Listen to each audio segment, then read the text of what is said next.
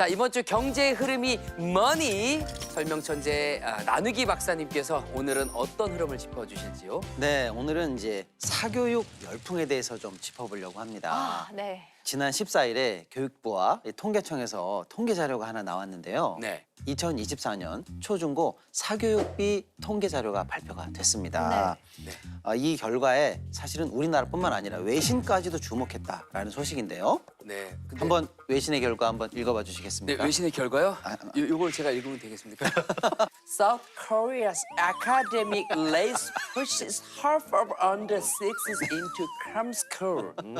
우리나라의 학업 경쟁이 6세 미만의 아동의 절반을 입시학원으로 몰아넣고 있다라는 충격적인 기사의 제목이 무려 외신 파이낸셜 타임즈에 실렸습니다. 제가 읽은 내용이 그 내용입니까? 그렇습니다. 아, 예, 충격적인 내용. 와, 진짜 오늘 이슈가 뭐니 주제는 정말 남일 같지가 않아요. 요즘 제 제일 큰 관심사이기도 최대 하거든요. 관심사잖아요. 아이가 이제 막 돌이 되어 가는데도 불구하고 아, 벌써부터. 저도 사실 부모로서 이게 그냥 지나칠 수가 없는 그런 주제라서 오늘 본격적으로 얘기해 보려고 가지고 왔습니다. 그러고 보니까 저의 동료죠, 직장 동료죠, 이수지 씨의 대치맘 영상도 굉장히 큰 화제가 됐었거든요.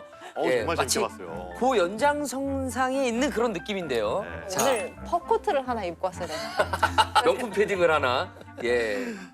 얼마 전에 교육부 통계가 나왔다고 하는데 이게 구체적으로 어떻게 나온 건가요? 2024년도 우리나라는 사교육비에 대해서 총 29조 2천억을 쓰는 것으로 밝혀졌고요. 29조 2. 예, 이것은요 매년 최고치를 갱신해 가면서 현재 4년 연속으로 증가세를 보이고 있는 중입니다. 거의 30조 원에 육박하네요. 그렇습니다.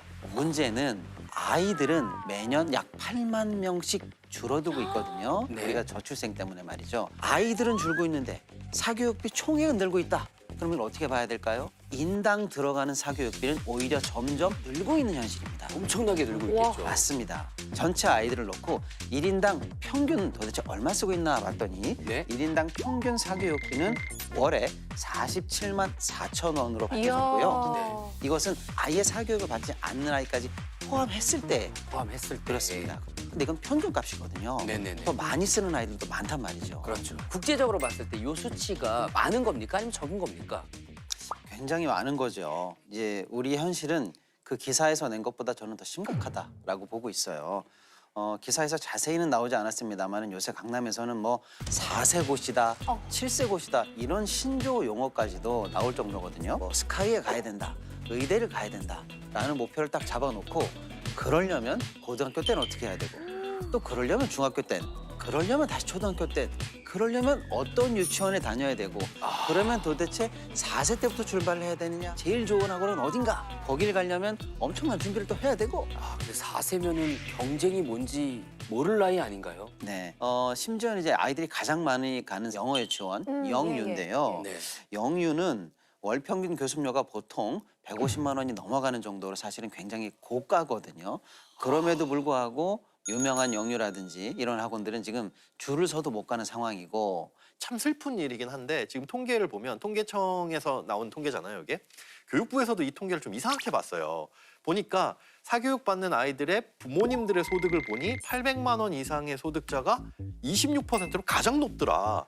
그러면 이거 통계청에서 표본을 채취할 때 혹시 돈 많은 집만 뽑아가지고 이렇게 사교육비가 많이 나온 거 아니야라는 의구심을 가질 수가 있겠죠. 네. 그리고 보니까 300만 원 이하의 소득을 가지신 분들의 비율이 2017년에 가장 높았는데 지금은 8%대로 확 떨어졌거든요. 네. 그러니까 이거 통계가 좀 잘못됐구나. 교육부에서 생각하기에. 그래서 다시 한번 통계청에 확인을 했더니 아니다. 이거 무작위로 뽑아가지고 또 학급별로 한 거기 때문에 이렇게 결과가 나온 거는 전혀 소득상 이상이 없다.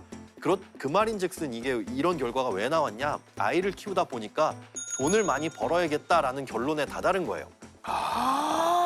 소득이 높아질 수밖에 없었던 겁니다. 오히려 돈이 많아서 내가 사교육비를 많이 지출할 수 있다가 아니라 네. 사교육비를 많이 내기 위해서 지출하기 위해서 엄마가 이제 육아휴직 이런 거 다 그만두고 아르바이트라도 하면서 돈을 벌다 보니까 부모님의 소득이 올라가 버린 거죠. 아. 그러니까 이게 꼬리가 몸통을 흔드는 이상한 현상. 그럼 또 아이랑 보낼 수 있는 시간이 적어지니까 또 아이를 또 어딘가 또 맡겨야 보내야 하고. 되고요. 그렇죠. 그게 악순환이 계속될 수밖에 없는 환경이에요. 그러니까 어떤 예전에 극성인 엄마들의 무슨 이런 교육열이야 이게 아니라 이제는 교육 환경이 바뀌었기 때문에 근본적으로 이걸 흔들지 않으면 어쩔 수 없는 상황이 됐다라고 저는 생각합니다. 그러니까 혹시 우리 아이가 나중에 뒤처지지 않을까 하는 마음도 그렇지만 아이가 나중에 주변 친구들이나 어떤 환경과 스스로를 비교하면서 네네. 나는 왜 이런 거 시켜주지 않았냐 원망이 담긴 말을 할까 봐. 맞습니다. 사실 보통 부모님들이 뭐 대단한 열혈 부모라서라기보다는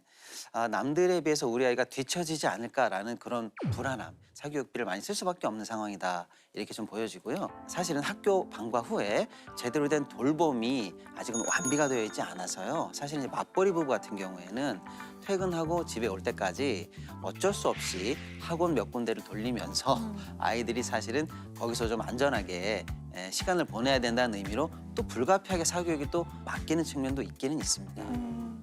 평론가님은 자녀가 있으시잖아요. 네. 사교육비 얼마 쓰시는지 네. 좀 공개를 해주시기 바랍니다.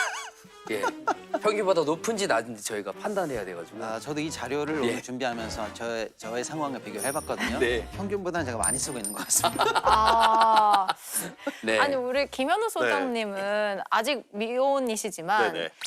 이런 사교육에 대해서 어떻게 생각하세요? 나중에 자녀가 혹시라도 생긴다면 네. 사교육 시키실 건가요? 사교육이라고는 하는데 교육을 목적으로 시킨다라기보다는 어쩔 수 없이 시킬 수밖에 없을 것 같아요. 아이들의 학습 능력, 수학 능력은 다 다르잖아요. 예, 예. 네네. 다 다른데 부모님들은 조금이라도 뭔가를 더 가르쳐주고 싶고 조금이라도 좋은 대학에 보내주고 싶고 이런 마음을 학교에서는 채울 수가 없는 거죠.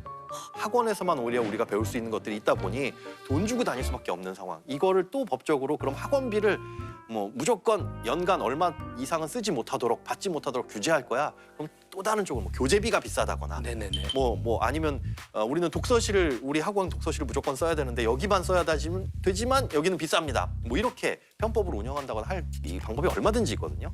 이건 법이나 제도로서 고쳐야 될 게 아니라 전반적인 인식 이것부터 고쳐야 될 게 아닌가 싶어요. 그러니까 좋은 대학 가서 좋은 곳에 취직해야지 많은 돈을 번다라는 거 이렇게 생각하고 계신 부모님들이 많거든요. 네네. 왜냐 부모님들이 그 길을 걸었기 때문에. 예예. 예. 의사 돈 많이 버네. 나는 그냥 월급쟁이 직장인인데 우리 애는 저거 시키면 좋겠다라고 보는 길이 그건데 좀 다양한 경험과 생각을 할 수 있는 그 기회를 아이들뿐만 아니라 부모님들이 할 수 있는 입시 설명회 이런 것뿐만이 아닌 아이들의 진로라든가 장래, 미래를 그려줄 수 있는 좀 다양한 프로그램이 개발이 돼야 시야가 좀 넓어지지 않을까 그렇게 생각이 됩니다. 영유를 아이들한테 보냈었거든요. 네네. 영어 근데 유치원이요. 어느 날 제가 집에서 이 문지방에 발을 콕 찧었는데 네. 그걸 보고 있던 큰아들이 와가지고 갑자기 Daddy, are you okay? 딱 이러는 순간 돈값을 하는구나 이러면서 제가 아유 오케이 때문에 아픈 그 마음을 발을- 느끼셨군요. 아픈 발을 부여잡고 보람 있어 이랬었거든요. I'm okay. 이런 구조가 어떻게 해야 깨질 것이냐. 아까 우리 소장님 좋은 말씀 해주신 것처럼 저도 사실은 결국 사회 구조가 조금씩 바뀌어야 되는데 성공의 키랄까요? 안정적 직업의 키가 학벌만이 돼서는 안 된다라는 믿음이 다시 퍼져야 될 것 같아요.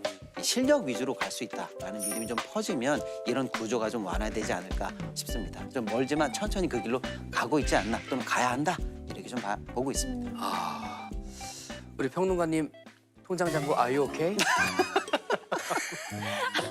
나도 사교육 위해 시청합니다. 네. 이게 뭐 자연스러운 흐름이었고 이것이 타파되려면 또 어느 정도 시간을 두고 자연스럽게 해결이 돼야 된다라는 의견을 가지고 계신 것 같습니다. 시청자 여러분의 생각도 궁금해집니다. 유튜브로 댓글 많이 달아주시면 감사하겠습니다.